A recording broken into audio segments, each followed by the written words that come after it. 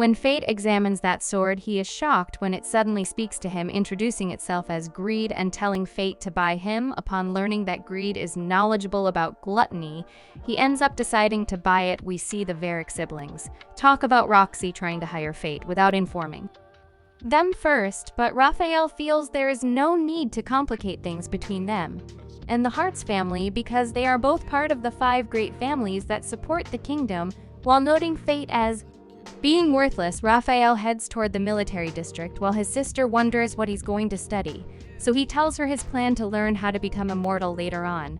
We see Fate walking with greed in his hand, and it warns him of something fast approaching. A goblin appears out of nowhere, but Fate is easily able to kill it, which activates his gluttony skill, and creating his stats once again, and the skill strength boost is given to him. Swarms of goblins appear out of nowhere, but Fate remains calm as he cuts them down. After each kill, his gluttony skill is activated, and he ends up killing hundreds when it's all over.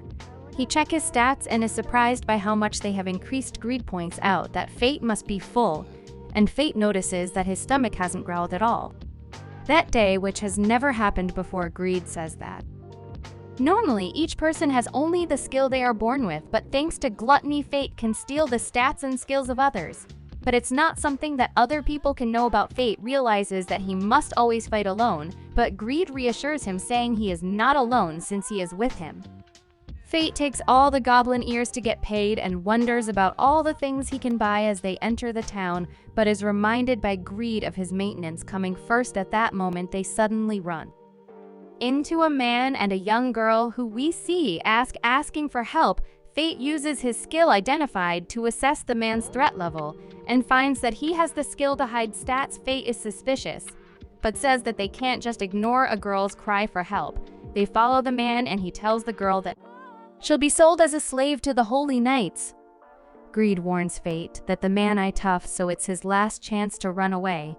But Fate says he has finally gained the power he always wanted, and he will use it to protect the weak. We see an old nun speaking to a bunch of orphans, telling them about Holy Alice, the creator of the world. She reveals that when Ellis left the world, she gifted people special powers and skills, telling them about the time when there were no skills and everything was peaceful. A nun barges into the room saying she can't find a missing orphan.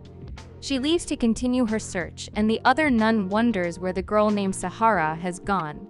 We learn that the girl who has been kidnapped is Sahara, and as the kidnapper leaves, Fate takes this chance to save her. He rescues the girl, but the kidnapper appears behind him. The kidnapper calls him foolish, telling him that he has no chance of beating him. He wants to take the girl to safety but is unsure of what to do. Greed advises him to step back, take advantage of the kidnapper's overconfidence, and wait for the right moment to attack. He tries to flee with Sahara, but they eventually reach a dead end. Fate launches a surprise attack, and as the man prepares to use his skill, Greed instructs Fate to strike him head-on. Fate charges at the man, delivering a decisive blow. Fate orders the man to tell him everything, but he refuses, so Fate proceeds to torture him, and he eventually tells Fate that he was ordered by Hatto to kidnap Sahara. Fate takes Sahara to get some food after hearing her stomach growl, and he takes her back to the orphanage. He is surprised to hear Sahara's gratitude because it's the first time someone thanked him. And that's for today. If you enjoyed the video and want next part, then make sure to subscribe the channel and comment below. Thanks for watching.